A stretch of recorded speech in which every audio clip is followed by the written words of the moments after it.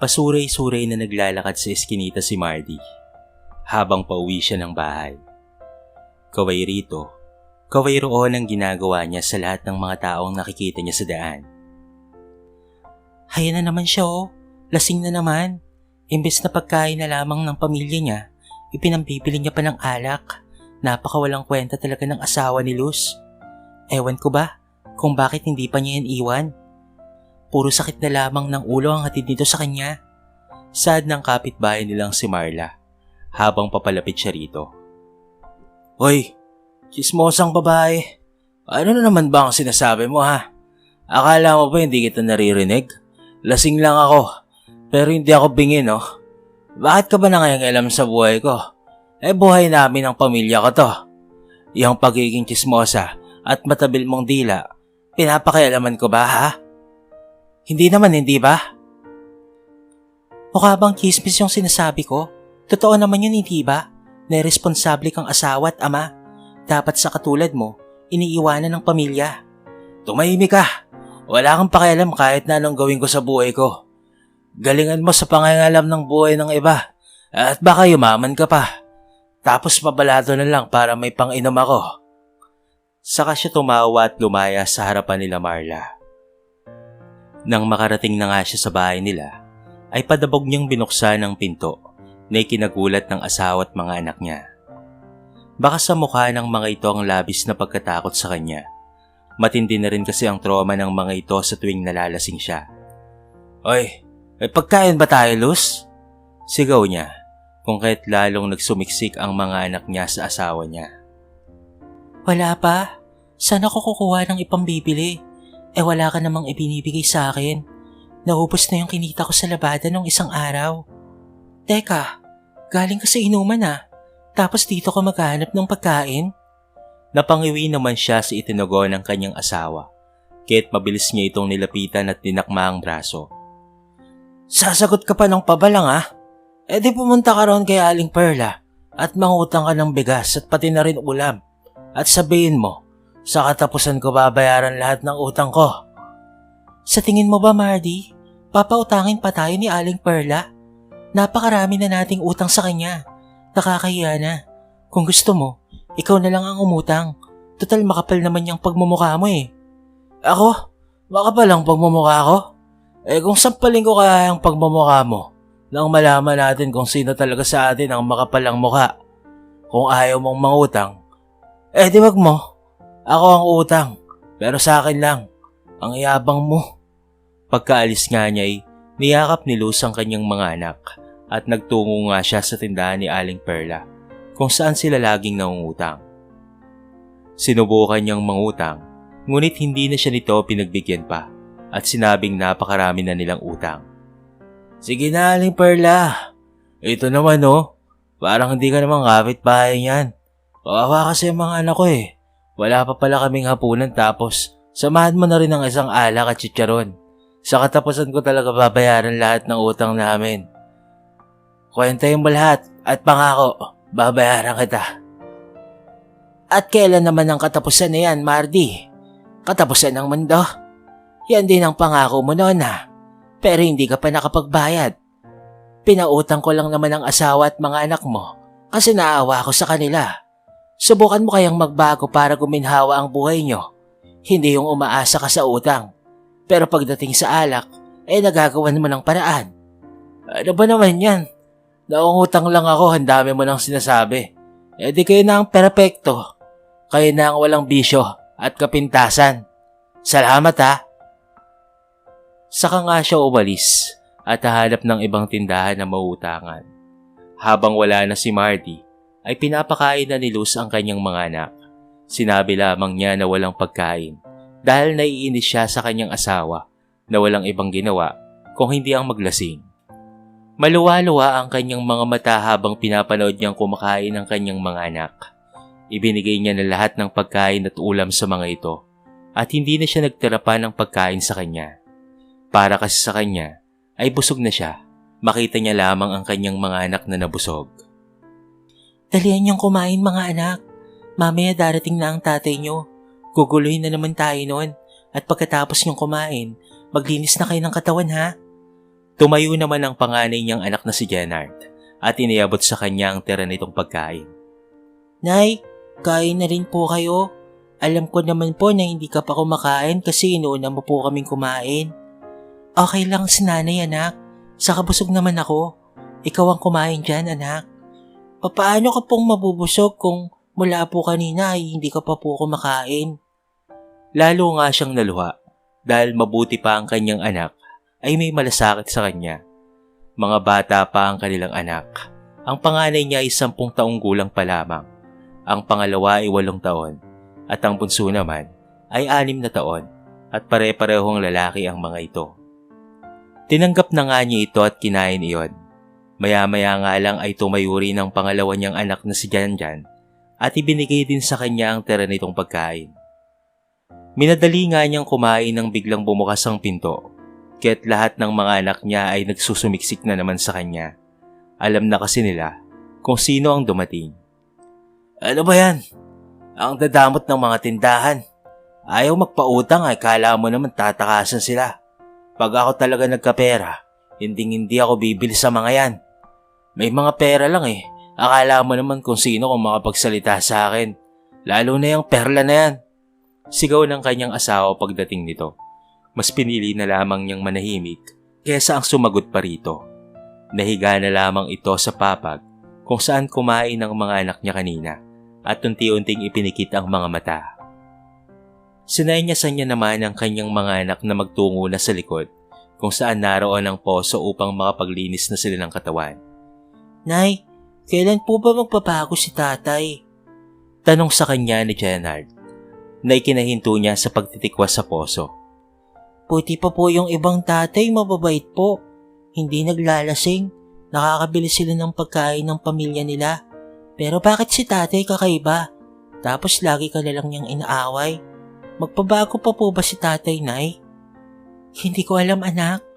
Kung magbabago pa ba ang tatay niyo. Pero umaasa pa rin naman ako. Paano po kung hindi na? Iwan na po ba natin siya? Alis na lang po tayo rito, Nay. Iwan na lamang po natin si tatay. Pero wala naman tayong ibang mapupuntahan anak. Malayo ang mga magulang ko. Sa Davao pa sila.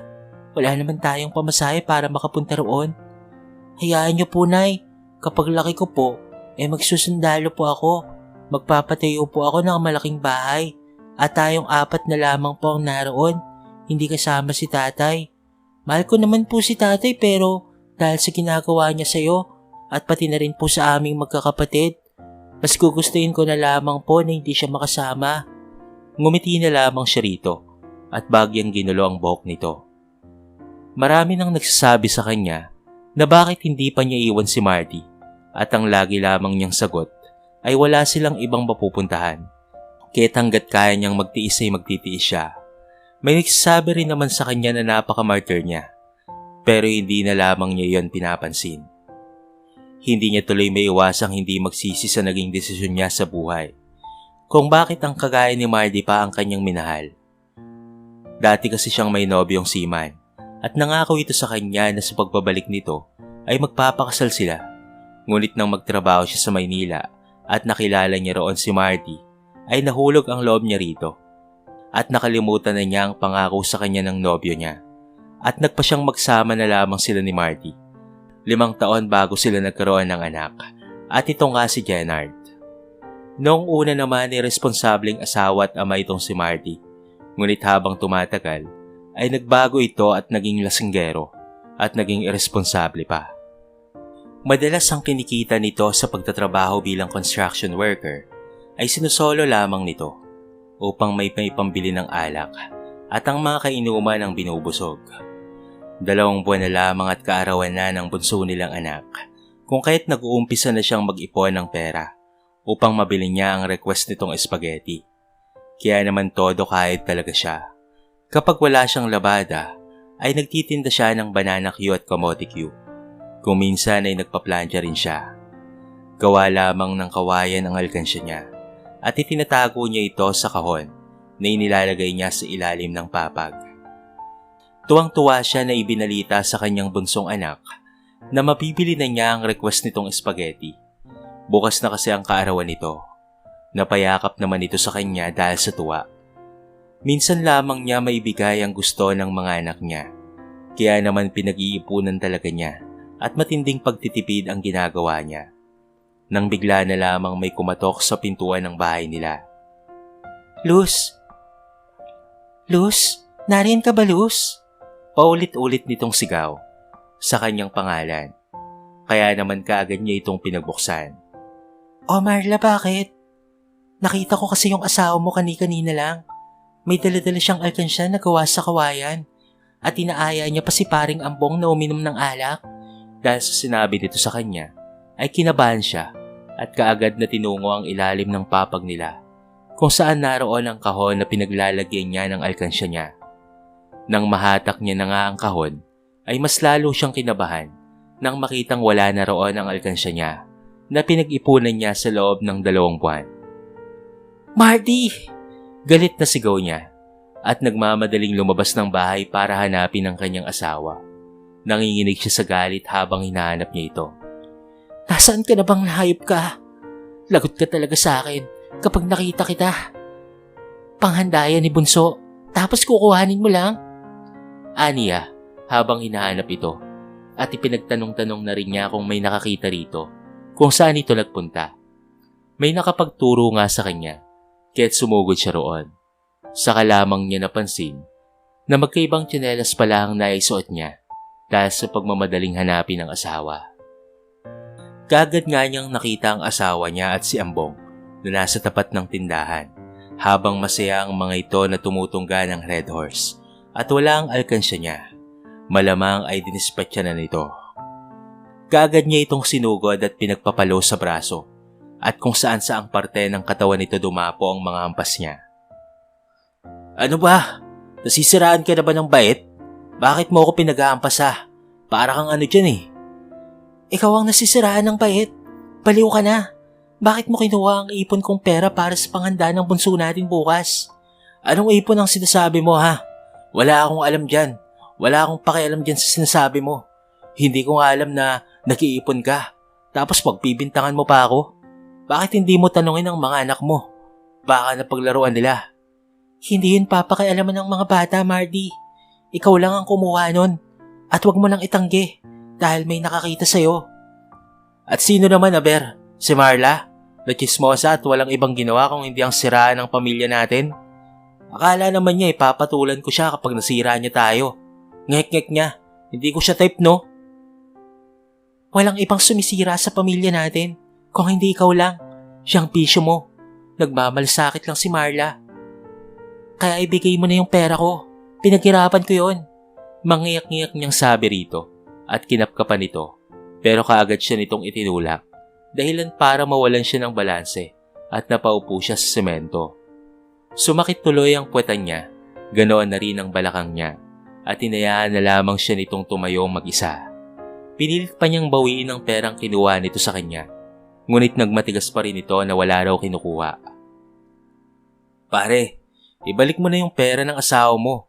Ako na lamang ang magbabayad ng nakuha nating alak. Ang sabi mo, ipon mo yun. Kaya pumayag akong uminom tayo. Anak ka naman ng tokwa o paring Ambong. Bakit mo naman sinabi? Napakawalang iya mo talaga. Sabi ko na nga ba eh.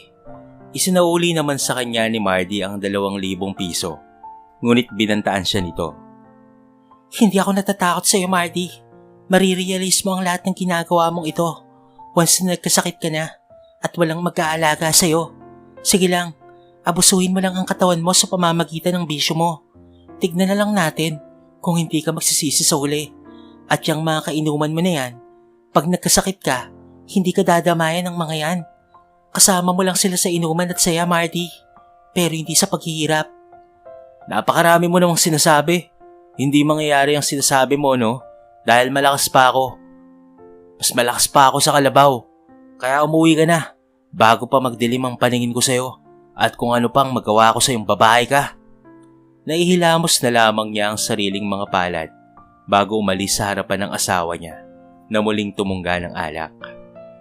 Umuwi nga lang siya sandali upang kuhanin ng kanyang bunsong anak at bibili na siya sa palengke ng ihahanda nito bukas. At baka bukas kasi ay kuhanin na naman ng lasinggero niyang asawa ang pera niya. Matapos niyang makabili ng panghanda nito, ay kaagad din silang umuwi at naabutan niya si Marty na lasing na. "Oy babae, halika nga dito. Mag-usap nga tayong dalawa. Ikaw namimiyasa ka na. Sinugod mo pa ako kanina sa inuman. Napapahiya ako. Baka gustong padapuin ko itong palat ko riyan sa pagmumukha mo ha." "Aba, at parunong ka pa palang mahiya sa lagay na yan. Sa kainuman mo nahihiya ka, pero sa pamilya mo hindi. Saka hindi kita pupuntahan doon kung hindi mo kinuha ang pera ko. Wala ka nang naitutulong sa gastusin dito sa bahay. Ninanakawan mo pa ako. Sige lang Marty, ewan ko na lang sa'yo kapag nagkasakit ka. Wag na wag mo kaming aasahan na mag-aalaga sa'yo ha." "Huwag kang mag-alala, Luz. Hindi ako magpapaalaga sa'yo. Kaya wag mo akong takutin." Sabay tungo nito sa kwarto upang matulog na. Mabilis naman na rumagasa sa mukha niya ang kanyang mga luha at nang makitang nakatingin ang kanyang mga anak ay kaagad niya rin itong pinunasan, saka siyang umiti na tila ba walang nangyari. "Halina kayo mga anak, may pasalubong ako oh. Bumili kami ng puto at kakanin sa palengke ni Bunso. Tara na, kainin na natin." Saka nga lang lumapit ang mga ito sa kanya nang buksan niya ang plastic bag na pinaglalagyan ng merienda. Habang kinakain nga nila ito, ay napasulyap siya kay Jenard at nakatitig ito sa kanya. "Bakit anak? May problema ba?" "Umalis na po tayo dito, Nay. Iwan na po natin si tatay. Araw-araw na lang siyang lasing at inaaway ka. Ayoko na po siyang kasama. May kaklase po ako na may pinapaupahang bahay. Doon na lamang po tayo." "Yan din naman ang matagal ko nang gusto anak. Kaso, kung mangungupahan tayo, dapat yung malayo na. Kasi kung sa malapit lang, pupuntahan pa rin tayo ng tatay nyo at kukuliin lang din tayo." "May barangay naman po eh. I-report na lamang natin siya sa barangay kapag nanggulo siya sa atin. Sige na po, umalis na po tayo rito." Napabuntong hininga na lamang siya at napasapo sa kanyang noo. Sa kabilang banda ay tama rin naman ang kanyang anak. Bakit nga ba hindi niya iyon naisip noong una pa lamang? "Sige, kapag may pang-upa na tayo ng bahay, alis na tayo dito. Sige na, magluluto na ako ng hapunan natin." Sinilip pa niya ang asawa na mahimbing na natutulog sa papag sa kanilang kwarto. "Siguro nga kailangan ka na naming iwan ng mga bata. Hindi ka na kasi nagbago. Dahil palala ka ng palala. Mas lalo lang magiging kawawa ang buhay namin sa'yo." Wika niya sa sarili at hindi na malaya ng pagpatak ng kanyang mga luha. Tumungo na nga siya sa kusina upang magluto ng hapunan nila. Nagulantang na lamang si Luz sa malakas na sigaw na nagmula sa labas ng kwarto at tinignan pa niya ang higaan at wala na nga ang anak niyang panganay, maging ang asawa niya. Kaya naman kumabog ng napakalakas ang dibdib niya at mabilis na tinungo ang pinto. "Tama na po, masakit na." Pagmamakaawa ng kanyang anak sa ama nito na naabutan pa niyang pinapalo ito. "Marty, ano ba? Tigilan mo na nga yan. Bakit mo sinasaktan si Jenard?" "Yang madamot mong anak, nanghihiram lang naman ako ng 5 piso pang yosi ko. Ayaw magpahiram. Tapos sasabihin sa akin na bakit hindi raw ako magtrabaho. Tama ba yun ha? Nagiging bastos yung anak mong yan. Ilayo mo yan sa harapan ko. At baka kung ano pang magawa ko sa walang modong batang yan. Puro kayo mga buwist sa buhay ko." At dahil doon, ay mas desidido na talaga siyang umalis at ilayo ang mga bata kay Marty. Ang sabihan siya nito ng mga masasakit na salita ay kaya niyang tanggapin at tiisin. Pero ang makitang sinasaktan ng anak niya, yun ang hindi na niya kaya pang tiisin. "Jenard anak, kuhain mo na yung malaking bag sa ilalim ng papag at mag-impake na tayo. Alis na tayo sa bahay na to." "O edi umalis kayo. Sinong tinatakot mo halos? Siguraduhin niyo lang na hindi na kayo babalik pa sa oras na lumabas kayo dito ng pintong ito." Talagang aalis na kami at hindi na kami babalik pa sa malaimpyernong bahay na to. Wag na wag mo na rin kaming kukuluhin dahil ipapabarangay kita." "Ang dami mong sinasabi. Akala mo naman natatakot ako sa mga pinagsasabi mo. Hindi mo ako kayang takutin, Luz. kahit bumalik ka pa sa ex mong seaman. Nag-impake nga sila Luz ng mga gamit nila. Kinuha na lamang niya ang lahat ng mga damit nila, maging ang isang electric fan. Sa ngayon ay hindi niya alam kung saan ba sila patutungo. Kaarawan pa naman ngayon ang kanyang bunsong anak, tapos ganito pa ang nangyari. Awang-awa siya sa sarili niya, lalo na sa kanyang mga anak. Isa lang naman ang hangad niya, ang masayang pamilya, ngunit hindi yon nangyari. Pagsisiyan man niya ang naging desisyon sa buhay, ay huli na ang lahat. Doon na muna sila dumiretso sa pinaglalaban niya. Nagbabakasakali siya na kung maaaring doon muna sila manuluyan na mag-iina habang hindi pa nakakahanap ng matitirhan. Mabuti na lang talaga at pumayag ito at sinabing kahit manatili sila roon ng matagal ay ayos lamang. Kaya naman laking pasasalamat niya rito. Maraming salamat po talaga ate sa pagtanggap ko sa amin ng mga anak ko. Wala po talaga akong ibang malalapitan sa ngayon. Ano ka ba naman, Luz? Ayos lang yun, no? Ito naman parang iba naman. Mabuti nga yun na dito kayo tumira eh. May makakasama na ako. Alam mo naman yung kalagayan ko, hindi ba? May asawa nga ako, pero malayo naman. Saktong-sakto. Hindi na ako maiinip kasi may kasama na ako. Salamat po talaga ulit. Pagtatrabahuan ko po yung pagpapatira niyo sa amin dito. Ikaw ang bahala pero syempre, may sweldo ka pa rin sa akin. At huwag mong tanggihin dahil sasama ang loob ko sa'yo. Paulit-ulit nga siyang nagpasalamat dito at sa labis na tuwa ay hindi niya napigilan ang sarili na mapayakap kay Vivian. Siya nga pala, sa isang buwan ay bibisita ang kapatid ko rito. Matagal na panahon na rin kaming hindi nakikita ng kapatid kong yun eh. Isa siyang seaman. Nakakatuwa naman po at muli kayong magkikita ng kapatid mo. Ako nga rin po eh. Miss na miss ko na nga rin po ang pamilya ko. At sana balang araw ay makita at makasama ko silang muli. Napakahirap pa naman ang walang kasamang mga magulang. Sinabi naman sa kanya ni Vivian na huwag siyang mag-alala dahil mangyayari yon. Bagay na nagpalakas ng kanyang loob. Si Vivian na rin ang sumagot sa ibang handa ng bunso niyang anak na si Junior. At dahil doon, ay naging masaya ang kaarawan ng bata at ito naman ang nais niya. Ngunit sa kabilang banda, ay nalulungkot siya dahil lalaki ang mga anak niya na hindi kasama ang ama ng mga ito. Napaangat naman ang ulo niya nang maramdaman ang pag-akbay sa kanya ni Vivian. Bagya pa siyang umiti rito. Naaalala mo ba yung asawa mo? Natural lang naman yan. Dahil kahit papaano ay may pinagsamahan kayo. Minahal mo siya at alam ko rin naman na mahal ka niya. Kaso nga lang, nadaig na ng bisyo niya ang pagmamahal niya sa pamilya niya. Kaya mas mabuti na rin ang ginawa mo na lumayo kayo sa kanya para na rin sa ikapapanatag ng loob mo at sa katahimikan ng buhay niyong mag-iina. Huwag kang mag-alala kasi narito naman ako para sa'yo, para sa inyo ng mga anak mo. Ituring mo na lang akong parang tunay mong ate. Maluwa-luwa naman siya na yumakap rito. Napakasaya niya dahil nakatagpo siya ng mabuting tao. Masaya nga silang nagsalo-salo at nagpamigay na rin ng mga handa sa ilang kapitbahay. Isang linggo nang nakakalipas magmula nang manuluyan sila kay Vivian at doon naging tahimik ang buhay niya. Walang araw-araw na lasing at panatag lagi ang kalooban niya at masaya rin ang mga anak niya. Hanggang sa sumapit na nga ang araw ng pagdating ng nakababatang kapatid ni Vivian na isang seaman. Nakangiti siyang tumungo sa sala upang tignan ito. Ngunit laking gulat na lamang niya nang mamukhaan niya ang lalaki. Kung kaya't mabilis siyang tumalikod. Oy Luz, sakto, nandito na ang kapatid ko. Rinig niyang sabi ni Vivian. Ngunit hindi niya alam kung lilingon ba siya. Natatakot siyang makilala siya ng lalaki. Malalim na pagbuntong hininga na lamang ang nagawa niya bago lumingon sa mga ito. Luz? Ikaw ba yan?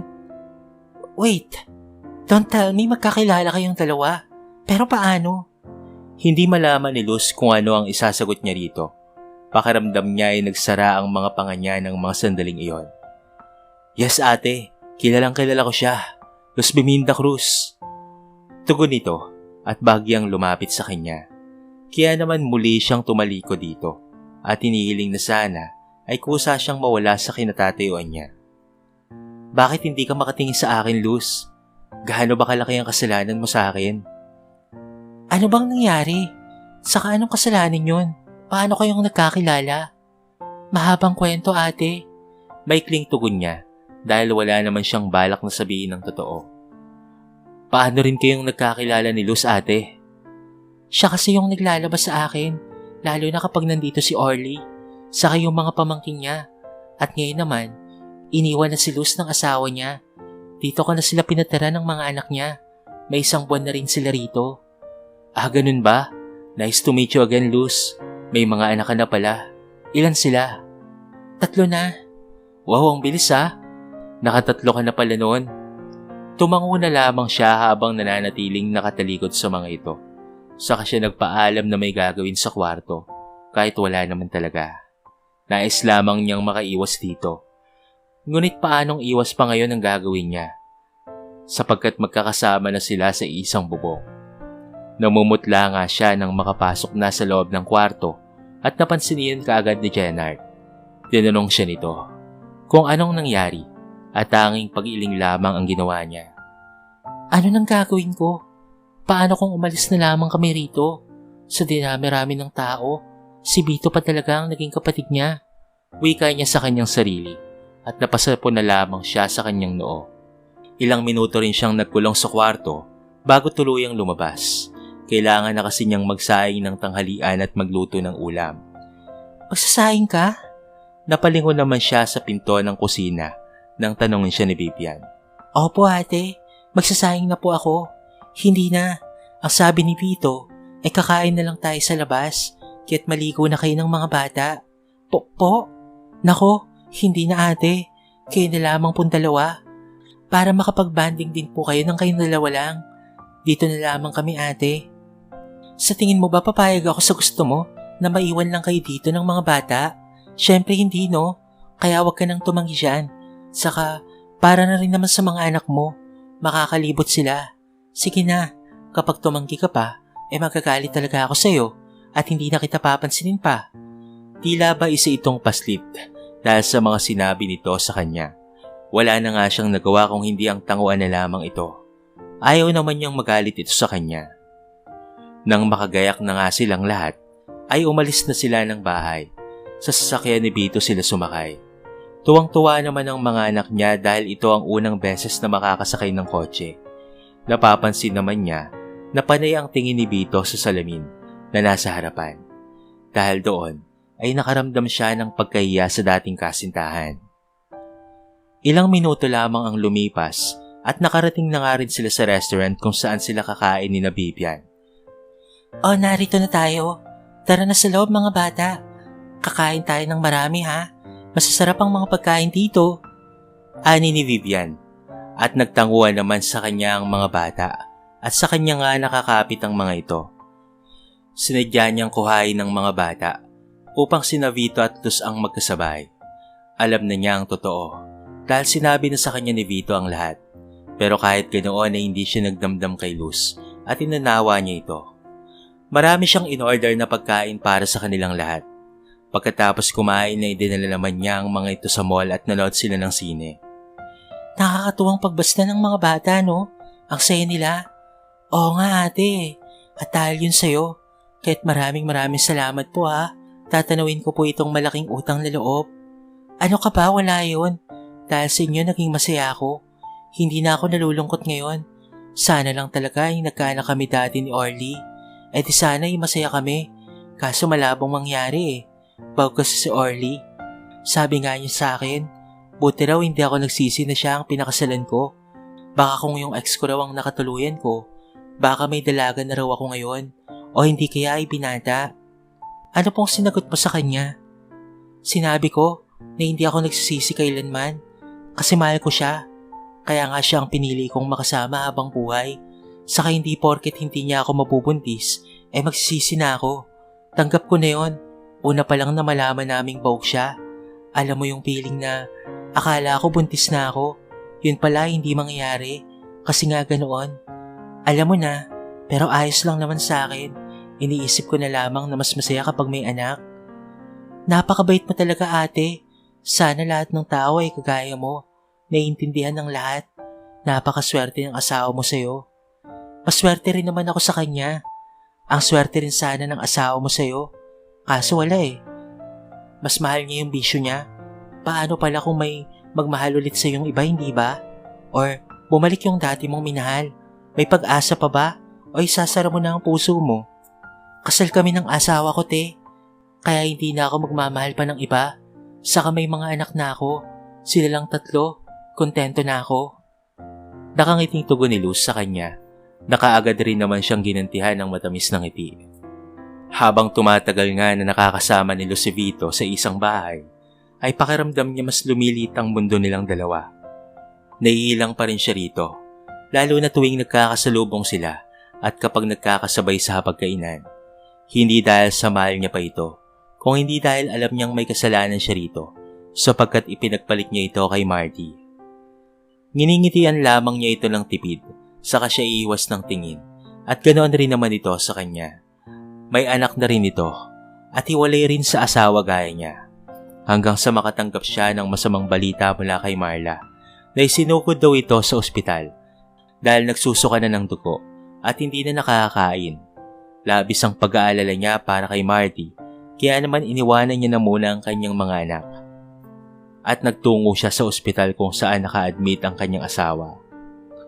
Nanginginig ang katawan niya habang tinutungo niya ang kwarto ng kanyang asawa.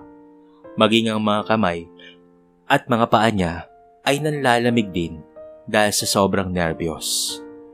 Pagpihit niya ng sebadora ay bahagya niyang ibinukas ang pinto. Nakita niya roon si Marla. Nang makita naman siya nito, ay agad itong tumayo at lumapit sa pinto. Katutulog lang niya. Hinahanap niya kayo lalo na ang mga bata. Kahit naiinis ako sa mga pinagagagawa niya sa sarili niya noon, naaawa pa rin ako sa kanya ngayon. Kahit papaano naman ay naging mabait sa akin yung kumag na yan. Siya ang nag-alaga sa akin sa ospital nung nanganak ako sa bunso ko. Yan na nga ba ang sinasabi natin sa kanya eh. Nabalang araw ay sisingilin na rin siya ng katawan niya. Ayun na nga, nangyari na. Pasaway kasi eh. Saad ni Marla, habang siya naman ay nakatitig lamang kay Marty, at kaagad din naman itong natigilan. Marahan niya itong hinawakan sa kamay maging sa braso. Magpagaling ka at magbago. Sa kabila ng lahat, ikaw pa rin ang gusto kong makasama habang buhay. Ikaw ang asawa ko at ang ama ng mga anak ko. Uwi na muna ako. Ikaw nang bahala sa asawa mo ha. Tumango naman siya at pagkalabas nga nito ay nagising naman si Marty. Luz? Sabay hawak ng maigpit nito sa kamay niya. Ang akala ko ay hindi mo na ako pupuntahan. Sa kabila ng kasalanan ko sa'yo, nandito ka pa rin para sa akin. Patawarin mo sana ako, Luz. At sana, mapatawad din ako ng mga anak natin, lalo na si Jenard. Miss na miss ko na kayo. Magpagaling ka ha. Babalik na kami sa atin. At sana wag ka nang bumalik sa paglalasing. Nagsisisi na ako. Ang yabang-yabang ko noon eh. Hindi ko rin pala kakayanin na wala kayo sa piling ko. Sa ako lang nalaman na napakahirap pala ng walang pamilya noong iwanan niyo ko. Sabi mo noon kapag nagkasakit ako, hindi mo ko aalagaan. Pero pinuntahan mo pa rin ako. Maraming salamat. Dahil asawa pa rin kita. Nasasabi ko lang naman yun dahil sa naiinis ako at nagagalit sa'yo. Pero hindi rin naman kita matitiis, no? Pamilya tayo. At ang pamilya ay nagdadamayan. Kahit ang gawin mo ay magpagaling ka. Mahal na mahal mo talaga ako. Kahit lasinggero ako. Iba talaga kapag gwapo eh. Saka ito natawa ng mahina at umubo. Puro ka pa rin talaga kalokohan. Pinapatawa lang kita. Pero salamat talaga ha. Mahabang gamutan bago tuluyang gumaling si Marty. Umuwi na rin naman si Luz sa bahay nila at siya na ang nag-alaga rito. Hindi naman siya pinigilan ni Vivian sa nais niyang magsama silang muli ni Marty. Bagkus ay nakasuporta ito sa kanya. Bumalik na rin naman sa barko si Vito. At bago nga ito tuluyang umalis, ay nagkausap naman sila at sinabing matagal na siya nitong napatawad. Masaya sila para sa isa't isa, kahit hindi man sila ang nagkatuluyan. Tuluyan na rin nagbago si Marty. Iniwasan na niya ang lahat. Ang alak at ang sigarilyo at ang lahat ng kinikita niya sa trabaho ay binibigay niya na kay Luz. Naging masaya at payapa ang kanilang pagsasama bilang pamilya dahil sa pag-iwas niya sa mga bisyo at hindi niya sasayangin ng pangalawang pagkakataon na ibinigay sa kanya ng kanyang kabiyak. Nakapag-ipon nga silang mag-asawa at nakapagpatayo ng maliit na tindahan. Nasa labas sila ngayon ng bahay habang nakatanaw sa kalangitan. Pinagmamasdan nila ang nagkikislapang mga bituin. Alam mo, naging aral sa akin ang mga nangyari sa akin noon. Kung iba lang ang napangasawa ko, malamang ay pinabayaan na ako. At baka tinatawanan ako habang may sakit ako. Salamat sa pagmamahal at pagbibigay sa akin ng pangalawang pagkakataon, Lusa. Nangangako ako na hindi na ako babalik pa sa pag-iinom. Bukod sa nakakasira na ng baga, nakakasira pa ng masayang pamilya. Tama ka naman dyan. Wala naman talagang magandang idudulot sa tao ang alak. Salamat rin kasi tinupad mo ang mga pangako mo sa amin ng mga anak mo. Nababawi ka sa lahat ng mga pagkukulang mo. Ngayon ay iniidolo ka na nila Jenard, Janjan at Junior. At hindi na sila natatakot sa iyo ngayon. Mahal na mahal ko kayo. Kayo lang ang lakas ko. Kayo ang inspirasyon ko. Kaya't lumaban ako sa kabila ng karamdaman. Mahal na mahal ka rin namin at hindi yun magbabago. Tugon niya at nagpakawala ng matamis ng ngiti. Hinalikan naman siya nito sa noo, papalabas sa kanyang mga labi. Natigil na lamang iyon nang biglang nag-brown out at sumigaw si Junior dahil sa takot. Natawa na lamang silang pareho at kagad na pumasok sa loob. Maya-maya lang rin naman ay sumindi na ang ilaw. Pinatulog na nila ang mga bata at sa kwarto na itinuloy ang nasimulan. Lagi nating tatandaan na hindi dapat natin abusuhin ang ating katawan sa pamamagitan ng bisyo o alak. Dahil kahit kailan ay walang magandang maidudulot ang alak sa ating katawan at higit na mas mahalaga ay ang ating pamilya kaysa sa ano pang mang bagay.